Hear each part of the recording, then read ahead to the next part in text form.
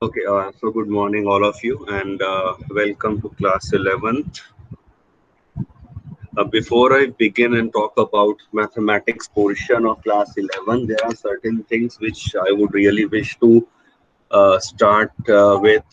Uh, we are living in a time when we have a difficult phase in our life, so you need to overcome. अब उसके लिए कुछ चीजें हैं जो कॉमन आपको ध्यान रखनी है, उन चीजों का ध्यान रखना है. So please follow all the rules and regulations. Do not move out. In any case, any reason, please do not move out of your home. Be safe at your home. Maintain the social distancing and watch. And these are the common things you all are well aware of that, right? Because अब जो problems जो अब उसका new mutant है, it's not only affecting the adults, it's actually hitting the youngster as well. So you need to be very, very careful about this. But at the same time, I always be believer of this thought that there is a solution, and maybe after a month or 2 or 3, the situation will be much, much more better. And then after maybe say 3 months, we'll be meeting physically in our normal classroom situation. Okay, so have a very optimistic outlook. Situation ठीक होगी. But अब आप जैसे 11th में आए हैं, so do remember 10th में board का हुआ नहीं, situation was not like that. So without appearing for the board examination, now you are in class 11th. तो अगर एक 11th का बोर्ड का एक डर कहो या प्रेशर कहो, तो हम थोड़ा ज्यादा सिंसियरली पढ़ रहे होते हैं. I am sure most of you actually work very hard throughout the year. But अगर ऑनलाइन होने की वजह से या due to any reason you missed few things, so what initially we had a plan कि there are two things. एक जो आपका सिलेबस कुछ रिड्यूस किया गया था, एक तो उसकी हम पहले बात कर रहे हैं कि वो जो लर्निंग गैप क्रिएट हुआ है, कुछ टॉपिक्स हैं जो हमें 11th में एंड 11th में भी हमारा मेन फोकस साइमल्टेनियसली होता है फॉर क्लास 12th. कि जो आपको 12th में बोर्ड में, अब 11th कैसे निकलेगा वो time will tell, but definitely board जब होगा आपका नेक्स्ट ईयर 12th, वो तो एक्सपेक्ट करिए सिंपली वो physical with 100% of the syllabus. As usual life will be back to the normal. तो उस समय में कुछ चीजें हो सकती हैं जो मिस हो रही हो. जो आपका लर्निंग गैप क्रिएट हुआ है 10th के अंदर, 11th में कुछ चीजें ऐसी रहेंगी, शायद रिड्यूस सिलेबस का आ जाए. एज ऑफ नाउ सीबीएसई की तरफ से कोई ऐसा नहीं है, एंड 100% सिलेबस जो है हमारा, that is to follow. Rest the time will tell. ऐसे ही हमारा अब जो चीजें लर्निंग गैप में 9th का रहा, कुछ चीजें हैं जो आपको आनी चाहिए. 8th का मैथमेटिक्स से कुछ टॉपिक्स हैं which you should know, but sometime it happens कि due to lack of awareness या अंडरस्टैंडिंग कहिए, हम उन पोर्शन को मिस कर देते हैं और बहुत सीरियसली नहीं समझते हैं. फॉर एग्जाम्पल 8th में हमने स्प्लिटिंग द मिडिल टर्म किया था, इफ यू रिकॉल, फैक्टराइजेशन के अंदर, या 9th क्लास में हमने फैक्टर थ्योरम को स्टडी किया था, राइट? जब आपके पास क्यूबिक या बाई क्वाड्रेटिक पॉलिनोमियल आ जाता है. अब उस केस में क्या हो रहा होता है कि हमने उन चीजों को, अगर मुझे आज वो चीज ध्यान नहीं है, और 12th के बोर्ड एग्जाम में you will be having the question जहां पर वो सारे कॉन्सेप्ट यूज हो रहे होंगे जो आपने 8th 9th में पढ़े हुए हैं, और may be in class 10th और may be in class 11th. तो हम वो जो लर्निंग गैप है उसे कवर करना पहले बहुत जरूरी होता है. क्योंकि 12th में सोचो कि हर चीज आपकी जो पिछली गैप बना हुआ है वो कवर हो जाएगा, that is practically not possible, right? Second thing, 11th का आपका जो करिकुलम, जो सिलेबस हमारा रहा है, उसमें से अराउंड 60%, 55 टू मिनिमम मैं बता रहा हूँ, 60% वो कंटेंट है जो डायरेक्टली हमें 12th में रिक्वायर्ड है. तो वो सारे कॉन्सेप्ट जो हम 11th में पढ़ेंगे, दैट वुड बी रिक्वायर्ड 60% के अराउंड इन क्लास 12th. तो अगर हमने 11th क्लास को थोड़ा सीरियसली नहीं लिया, कि हमें लगता है कि चलो 10th में बोर्ड होने थे, चलो नहीं हुए अलग बात है, but I work very hard, मैंने बहुत मेहनत किया, बहुत पढ़ाई करी है, अब 11th में थोड़ा ब्रेक टाइप में ले लिया जाए, थोड़ा लाइट मोड में. As number of student actually they have this thought process, या अपने सीनियर से सुन लेते हैं, फ्रेंड्स में, पीयर्स में, और वट एवर इट इज. और फिर 12th में बोर्ड आएगा, ट्यूशंस कर लेंगे, मेहनत कर लेंगे, पढ़ लेंगे. बट यहीं पर सबसे बड़ी मिस्टेक हो जाती है। अगर आप इमेजिन कर सोचते हैं कि 12th में आकर आप सारी चीजें कर लेंगे, तो कंसीडर अ सिंपल सिचुएशन, आपने मॉर्निंग में उठे हैं और आपने अपना ब्रेकफास्ट, लंच, डिनर सब एक साथ कर लिया कई दिनों का। Practically not possible. तो अगर वो चीज पॉसिबल नहीं है तो एकदम से सारी चीजों को कर पाना भी पॉसिबल नहीं होगा। So therefore it is my humble submission, request, and again a warning also altogether कि if you do not take class 11 seriously, you will be sufferer in class 12। 12 पहले आज से 12 साल 13 साल पहले तक की अगर मैं बात करूं, 2009 से पहले तक का जो करिकुलम हुआ करता था उसमें 11th मुश्किल होती थी, 12th कंपैरेटिवली इजी हुआ करता था। कई बार हो सकता है आपके पेरेंट्स या कोई जानकार भी आपको ये चीज बताते हो कि 11th मुश्किल होती है पर 12th तो इजी होता है। But now on the pattern has been reshaped, modified, और उसके अंदर 11th ठीक है, एवरेज है जिस तरह की रही है, but at the same time 12th आपकी और मुश्किल हो गई है। कंटेंट बहुत ज्यादा है, तो आपको उसके हिसाब से ही अपनी पूरी प्रिपरेशन को रखना होता है। Anyone wish to add something or would like to say anything? Okay. So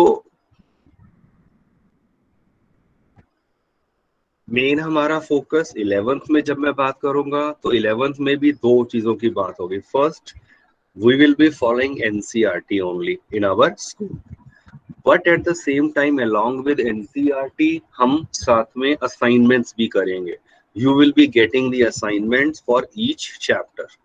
और एग्जाम जो आपका होगा, चाहे यूनिट टेस्ट हो, कोई भी मिड टर्म, फाइनल टर्म, वहां पर हमारा 60% ऑफ द पेपर जो है वो आपको मिलेगा एनसीईआरटी टेक्स्ट बुक के क्वेश्चन, और 40% ऑफ द पेपर जो है वो आपका असाइनमेंट के क्वेश्चंस में से रहने वाला है। So what does that mean कि अगर आपने मान लीजिए एनसीईआरटी को बहुत अच्छे से कर लिया, ट्यूशंस लगाया, और चलो आपने ईमानदारी से क्लासेस को अटेंड करा और एनसीईआरटी पे ही सिर्फ फोकस किया, इवन कर भी लिया, सब कुछ आता है NCERT, but when you sit for the examination you will be having about 40% of the questions जो एनसीईआरटी से नहीं मिलेंगे। और हो सकता है कुछ ऐसे कंसेप्ट हों जो एनसीईआरटी में मिसिंग हो, but they are important from class 12th point of view, therefore we have included such type of questions.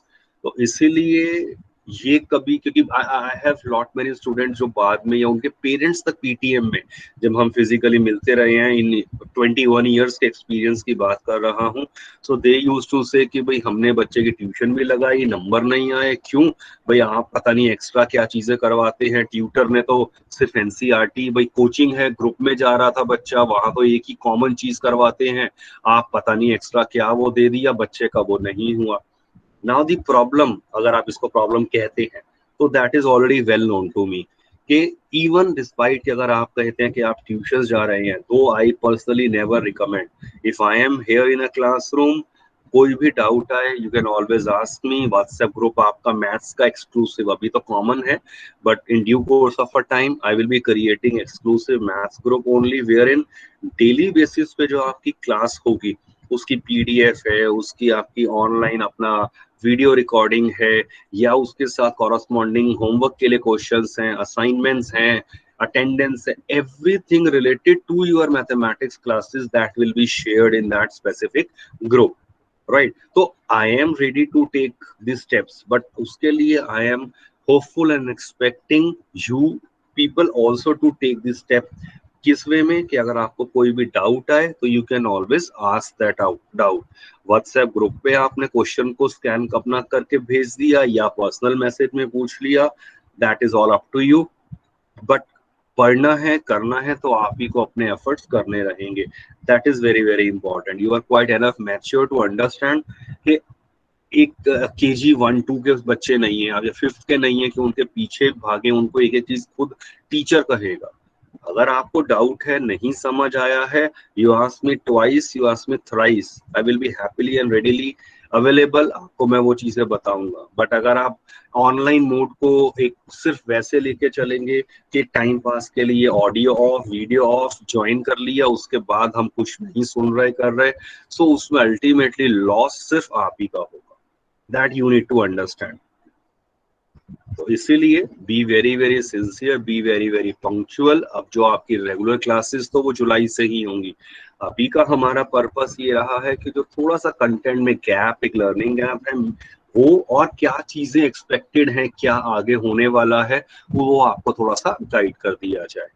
Eight the same time एक एक्टिविटी फाइल आपकी मैथ्स की अलग से मेंटेन होंगी as you are doing in class 10th and so on. तो उस activity file में you need to have 10 different activities.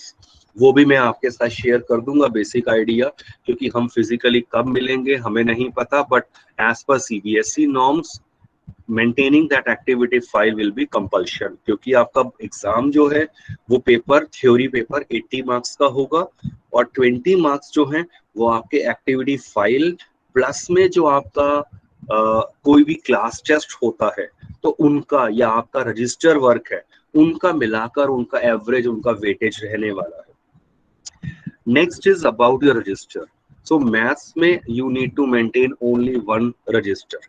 एक रजिस्टर आपने बनाना है, जो भी चैप्टर स्टार्ट किया है उसकी एनसीईआरटी के क्वेश्चन और असाइनमेंट के क्वेश्चंस, और जो आप प्रैक्टिस कर रहे हैं related to that chapter only, तो आप वो सारा उसमें काम कर रहे हैं।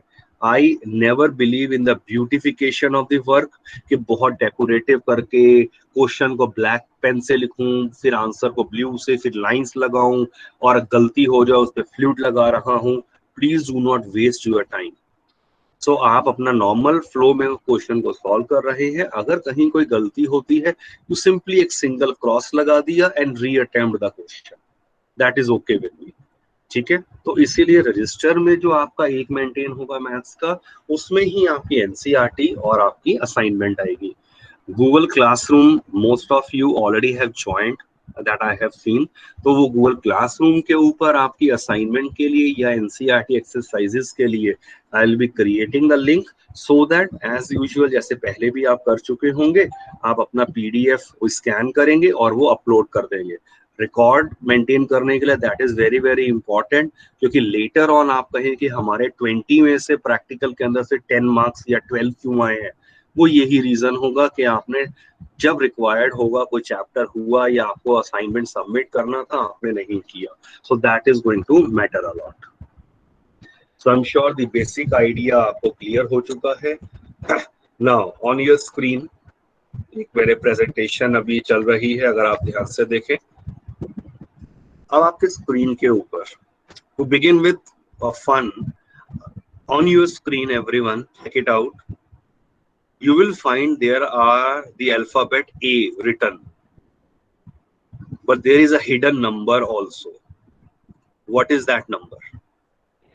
So 4. Where is that number 4 written? Sir, in third line and the last Everyone, second. everyone, check it out.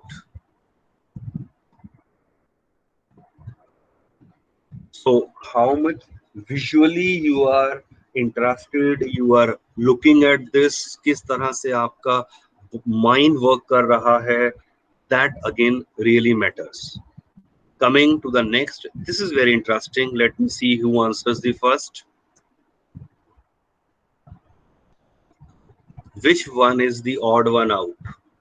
1, 2, 3, 4. Which hand? With reason. Sir 4, क्योंकि वो लेफ्ट हैंड है। Okay. So one can easily note, अगर अब आप logically ध्यान से सोचिए, first, second and third, they all are referring to the right hand position, and this one is only the left hand. तो यहाँ ऑड या इवन नंबर से नहीं था, it is the positioning of the hand, so that require no mathematics but require a logical reasoning and understanding.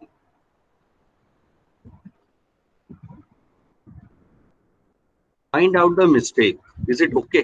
2 + 2 = 5. हमें पता है वो नहीं होता, but which step goes wrong, that you need to check out here. देखिए start करा 2 + 2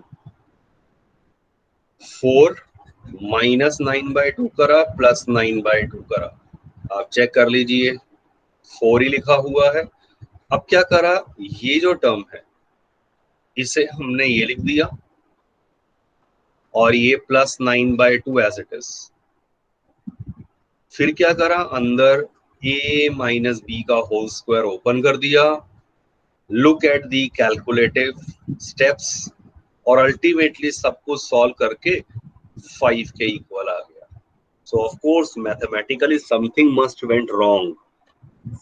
what is that thing? क्या गलत हुआ? एनीवन?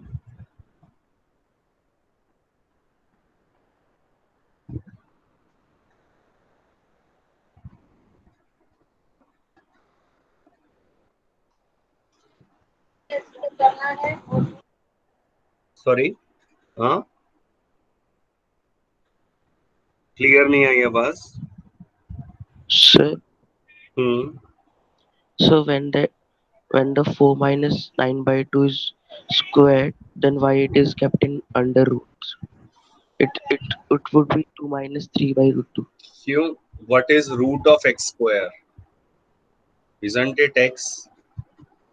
रूट ऑफ 4 माइनस मतलब ये है आपके पास, ये यही तो लिखा है और ये स्क्वायर एंड रूट कैंसिल कर दिया, 4 - 9/2 आ रहा है। तो is it not correct? Sir last वाले स्टेप में सर स्क्वायर नहीं करा। नहीं, सब कुछ करा हुआ है। वैसे आपको बता देता हूं, this first step is actually wrong. क्यों? I will explain. बट अगर पहला ही स्टेप गलत है तो ऑफ कोर्स मैथ्स के अंदर ये आपको पता है, throughout all the steps will be then wrong. ये गलत क्यों है?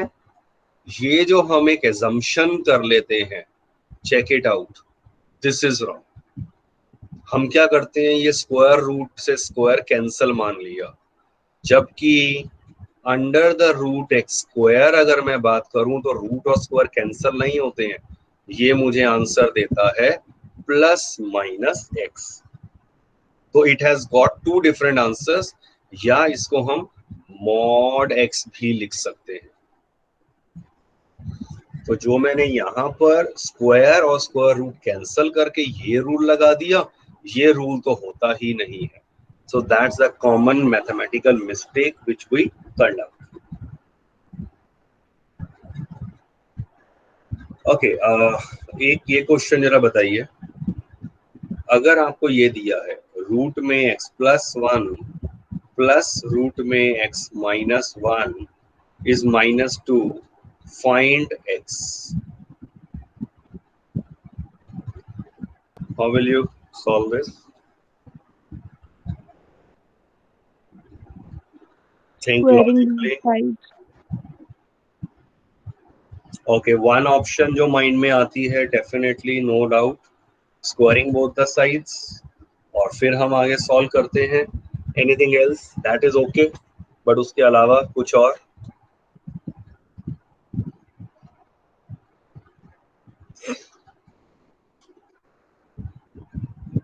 इन class 8th you studied one statement, या बल्कि ये कहूँ आपने रटा था, square root of a number is always positive. याद करो, ये स्टेटमेंट करी हुई है, square root of a number is always positive. Look carefully, this is the square root of a number, this is the square root of a number. ये positive है, ये positive है। दो पॉजिटिव चीज का सम क्या कभी भी नेगेटिव हो सकता है? That is not possible. Not possible का मतलब this equation has got no solution.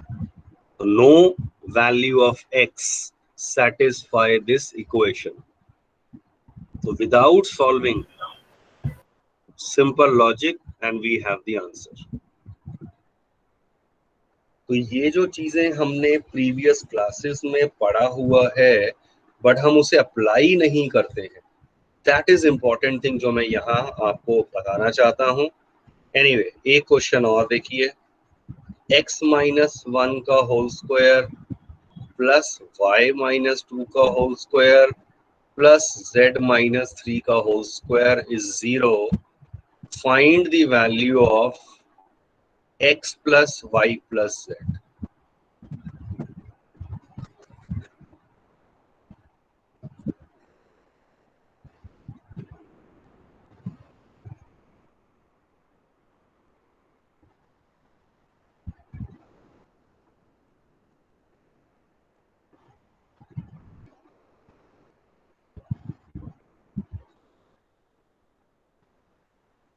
Anyone? Sir answer 0 होगा शायद। No. Sir, 6.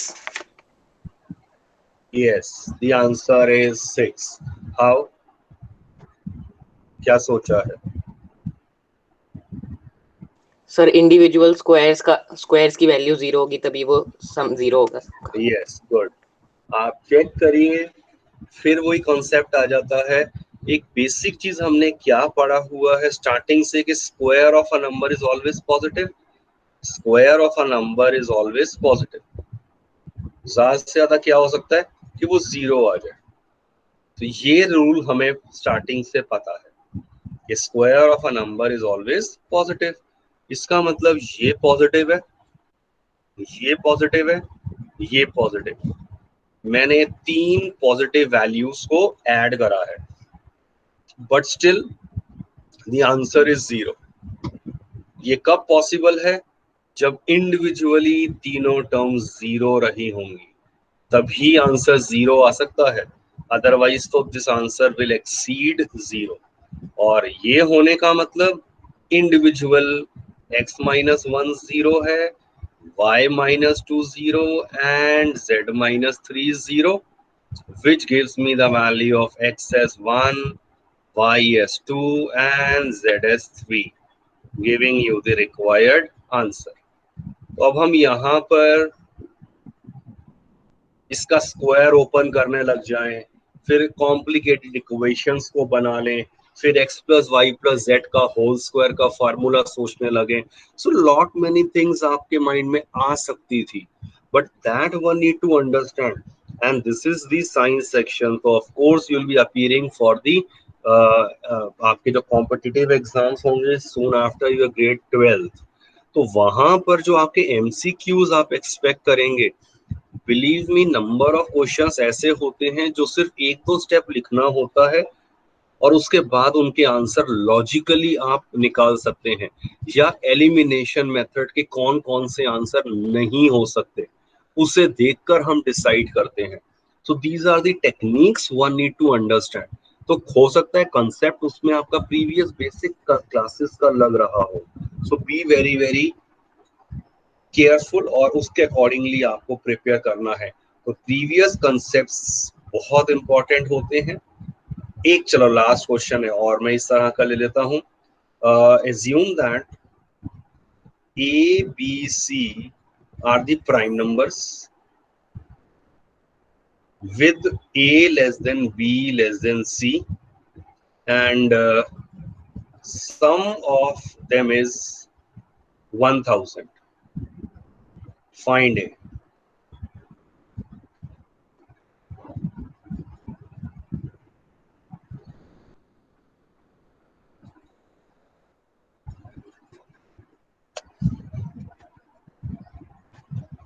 क्लास 6 का लॉजिक है ये, मैं आपको हिंट दे देता हूं।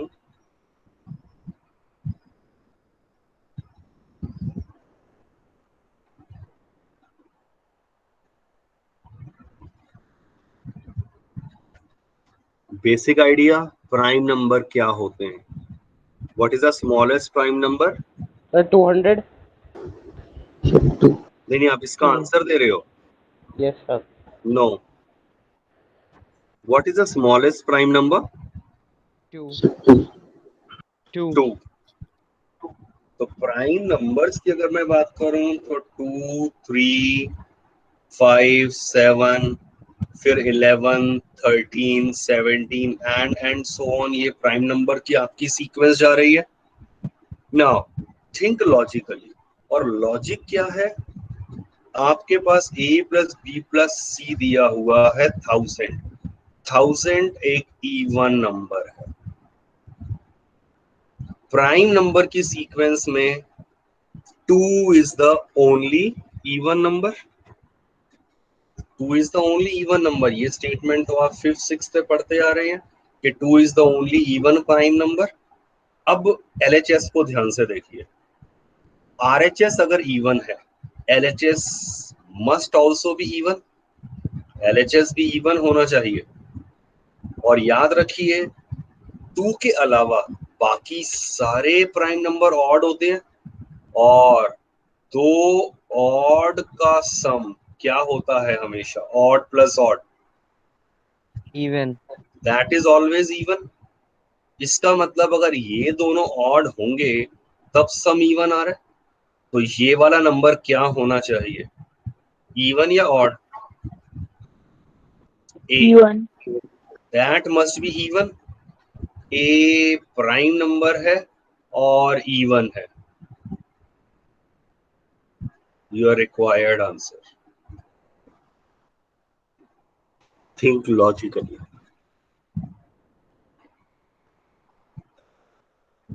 तो ये चीजें हैं जो हम शायद अपने करिकुलम में, सिलेबस में मिस कर जाते हैं। Do remember, NCERT is not your Bible कि भाई सब कुछ जो कुछ है सिलेबस है सारा कुछ इसी में से ही आएगा, कर लिया काफी है। बोर्ड एग्जाम के लिए आप प्रिपेयर कर रहे हैं तो वो सिर्फ आपको एक बेसिक गाइडलाइन प्रोवाइड कर सकती है एनसीईआरटी।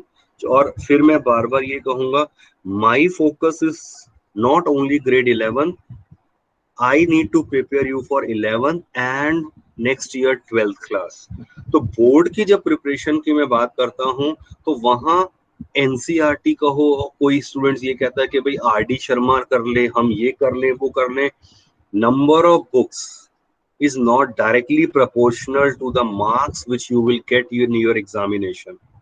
पहली बात तो ये बिल्कुल आपको क्लियर होनी चाहिए कि आप ज्यादा बुक्स खरीद लेते हैं तो आपको लगे कि अब तो आपकी नॉलेज बढ़ जाएगी, ऐसा नहीं होगा। Students usually ask me for the reference books के सर कौन सी बुक 11th में हम करें, याद आ गया तो मैं इसका भी आंसर दे देता हूं।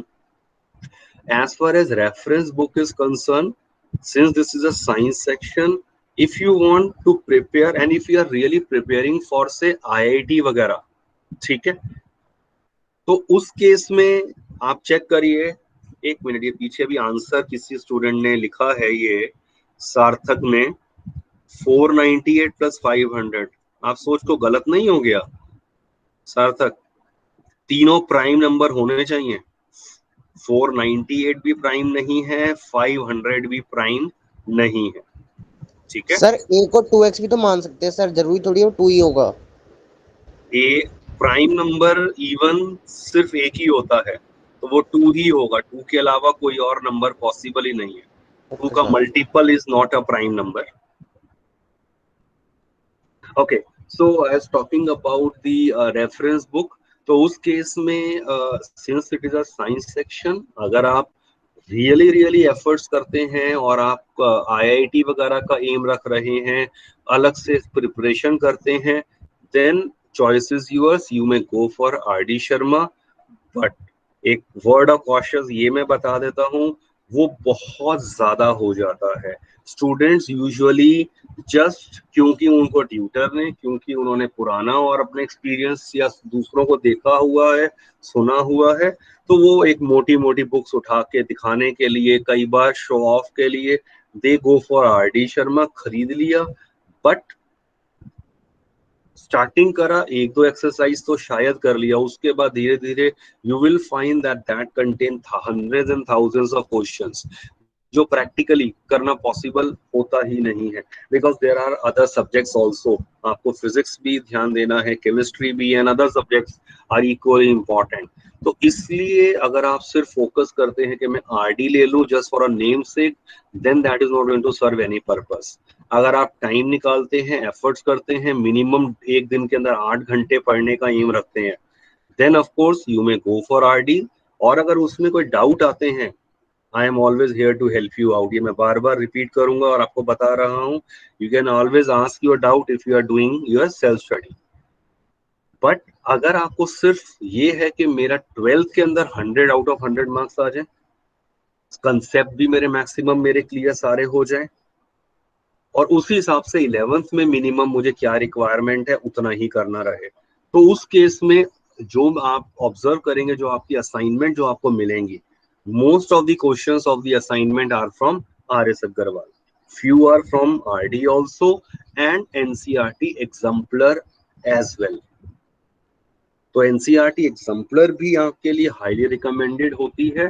सो instead of RD Sharma, I generally prefer कि आप NCERT के साथ जो भी कॉम्पिटिटिव एग्जाम या अदरवाइज भी नॉलेज एनरिच करना चाहते हैं, they must go for NCERT exemplar book. I am sure you must have studied और you must have heard about NCERT exemplar, 10th में भी थी, 9th में भी थी। सो वो थोड़ी टफ लेवल पर NCERT की ही बुक होती है, बट उसमें अच्छे क्वेश्चंस का कलेक्शन होता है। तो अगर आपको थोड़ा एक्स्ट्रा वो देखना है तो आप NCERT एग्जाम्पलर बिल्कुल ले सकते हैं। अगर आपको लगता है कि भाई क्योंकि असाइनमेंट में NCERT एग्जाम्पलर के कुछ ही लिमिटेड क्वेश्चंस को लिया गया है, RS अग्रवाल के कुछ ही लिमिटेड क्वेश्चंस को लिया गया है, तो उस केस में what recommendation is, attend all the classes regularly, because 50 to 60% minimum questions of the assignments will be discussed in a regular classroom teaching only। कुछ क्वेश्चंस बचेंगे जो आपको होमवर्क के लिए दे दिए जाते हैं, that I am sure you can do at your own and, और फिर आप वो डिस्कस कर लेंगे। साथ में एक रेफरेंस बुक अगर आपको लगता है कि आपको रिक्वायर्ड है, समटाइम इट हैपेंस कि मैंने कुछ कॉन्सेप्ट बताया, कुछ क्वेश्चन सॉल्व करे, but you need some solve example, कुछ थोड़ी एक्स्ट्रा प्रैक्टिस, उस केस में I highly recommend RS Agarwal. RS Agarwal आपकी जो बुक होती है वो ब्रीफ और उतना ही उसमें दिया है, बहुत ज्यादा थ्योरी नहीं है, बहुत कॉम्प्लिकेटेड टॉपिक्स को, टफ लेवल के क्वेश्चंस को डील नहीं करा गया है, जितना रिक्वायर्ड है 11 के लिए, एक लेवल से ऊपर इंटरमीडिएट लेवल तक, और इवन चाहे 12th के लिए। तो उस केस में I will recommend RS Agarwal अगर आप लेना चाहें। बाकी वो आपकी चॉइस है, ये मैं फिर बता रहा हूँ, NCERT sufficient provided you attend all the classes, क्योंकि 40% चीजें आपको सिर्फ रेगुलर क्लासरूम में अटेंड करने से ही, जो मैं पढ़ाऊंगा उसमें से ही मिलने वाला है ऑफ द पेपर, क्योंकि वो मैं असाइनमेंट डिस्कस करूंगा, और अगर आपने उसे मिस कर दिया तो फिर मैं पहले ही बता चुका हूँ कि you will be facing a lot of problem in your examination, चाहे वो यूनिट टेस्ट हो या मिड टर्म हो या फाइनल टर्म हो, क्योंकि 40% के अराउंड पेपर अलग आएगा, वो आपका NCERT के क्वेश्चंस उसके अलग होगा from the assignment only.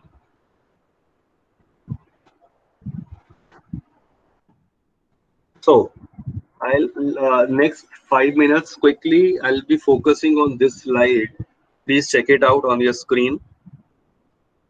This is a general thing, things that don't define you, your mistakes, your problems, your illness, your thoughts.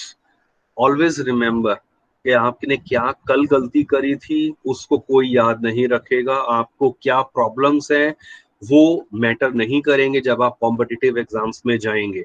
आप बीमार हैं, आप इस रीजन से कर नहीं पाए थे, आप पेपर में ये प्रॉब्लम हो गई, no, at least CBSE is not going to understand that. आप क्या सोचते हैं, आपकी थॉट प्रोसेस आज के माहौल को देख के वो नेगेटिव हो रहा है, थोड़ा प्रॉब्लम्स आ रही हैं, that is not going to help you, that is not going to serve any purpose. One day the situation will be the better, सब कुछ बहुत बढ़िया हो जाएगा।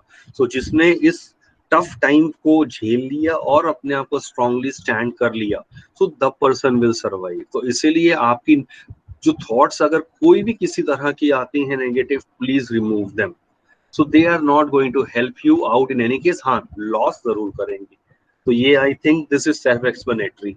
बट अब एक्चुअली आपको डिफाइन क्या कर रहा है, क्या चीजें हैं जो आपकी क्वालिटी, आपकी पर्सनैलिटी को डिफाइन कर रही हैं। एक आपका experience, your knowledge of course, the perspective, the way you look at the things, एक गिलास आधा खाली है या आधा भरा हुआ है। सो बी ऑप्टिमिस्टिक, वो बहुत इंपॉर्टेंट है। आपकी पर्सनालिटी है, आपकी क्रिएटिविटी है। So some of you must be a good singer, किसी का हो सकता है इंस्ट्रूमेंट बजाने का हो, कोई म्यूजिशियन, कोई गिटारिस्ट हो, या किसी को गार्डनिंग, मतलब व्हाट, या पेंटर हो, या whatever. So there it's not only about mathematics और फिजिक्स और साइंस।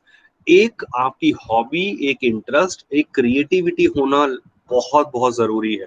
वो मैंने बाद में भी इंक्लूड करा है। Your habits, your hobbies, they are very very important. तो कुछ चीजें अपने साथ में रखिए, चाहे आपको म्यूजिक सुनना पसंद है या गाना, क्योंकि वो चीजें आप सोचो कि आप लगातार पढ़ते रहेंगे 5 घंटे 6 घंटे, वो बेनिफिट नहीं देगा।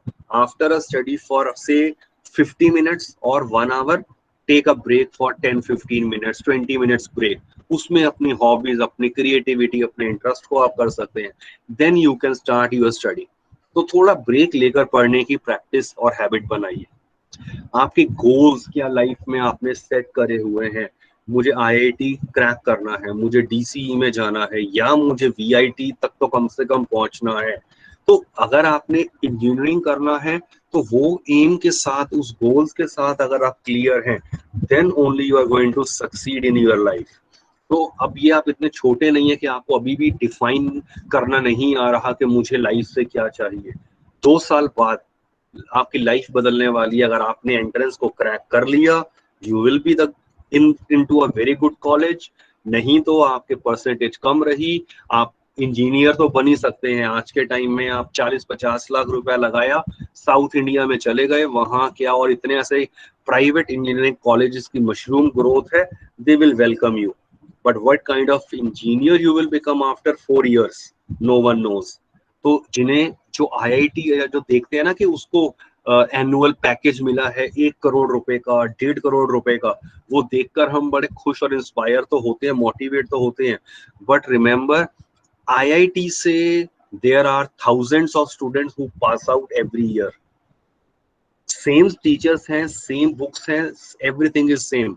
बट आईआईटी भी जो हाईलाइट करता है, वो अपने सिर्फ 2 स्टूडेंट्स को या एक ही को कर पाता है। क्यों? क्योंकि रिमेनिंग ठीक है एक नॉर्मल जॉब में आ रहे हैं। देयर आर दी आईआईटीएंस जो आज की डेट में 30,000, 25,000, या मे बी से 60, 70, 80,000 rupees per annum, sorry per month की उनकी इनकम हो रही है। तो आईआईटी से निकला हुआ पर्सन भी शायद 50,000 रुपया पर मंथ कमा रहा है। तो it is not only about the institute, it's about your own personality. कितनी नॉलेज आपने, अपनी मार्केट वैल्यू कितना आपने अपने आप को इंटरव्यू के लिए, कितना आपने लेटेस्ट ट्रेंड्स जो मार्केट में आ रहे हैं, technologies being changing every day, आपने अपने आप को कितनी नॉलेज को एनरिच करा है, वो सब चीजें मैटर करती हैं। 3 Idiots मूवी को बस अपने दिमाग में रख लेना, you will realize that machine wala story. Anyway, then your hobbies, passions, I already talked about. Your attitude towards the life, the positive attitude is going to make a miracle. They are going to do a miracle in your life. So have a very very positive attitude always. This time shall pass. आज का time थोड़ा difficult है, बुरा है, कोई दिक्कत नहीं है। मैं घर में स्टक हूँ, I am not able to meet my friends, frustration हो रही है, इरिटेशन है, गुस्सा आ रहा है, कोई दिक्कत नहीं है। टाइम अच्छा आता है, टाइम बुरा आता है, फिर अच्छा भी आएगा। सो दिस टाइम शैल पास। सिर्फ एक इस थॉट, इस आइडिया को अपने दिमाग में रख के जब आप आगे बढ़ेंगे, आई am sure you all will do very well in your life. But B very very focused through out since beginning. इस चीज का आपको ध्यान रखना है। नेक्स्ट क्लास से अब जो मैं बात करूंगा उसमें आई will be talking about few learning gaps जो आपके रहे थे, कुछ टॉपिक्स जो आपके 10th के मिस हो रहे थे, राइट? वो हम स्टार्ट, थोड़ा सा एक बेसिक आइडिया सिर्फ करने वाले हैं। कुछ कुछ टॉपिक के 2-2 4-4 क्वेश्चंस को लेंगे, सो दैट एक बेसिक आइडिया क्लियर हो जाए। So this all from my side for today's class. I wish all the best and good luck to all of you. May God bless you all. If you want to say anything, you can, or else I can end the class now. Sir Yes. Sir मेरे पास पुरानी 6 years पुरानी 11th की assignments हैं school की, sir CRPF की। तो हाँ. Sir क्या वो अभी भी उतनी काम के हैं? नहीं, there are lot many changes. 6 year नहीं, 2 साल पहले से ही चेंजेस बहुत सारे हो चुके हैं। सो वो आपको असाइनमेंट पीडीएफ की फॉर्म में चैप्टर वाइज मिल जाएंगे। कुछ चीजें उसमें से काम आएंगी बट नॉट, मतलब मान के चलो 50% चीजें बदल चुकी। ठीक है, ओके सर।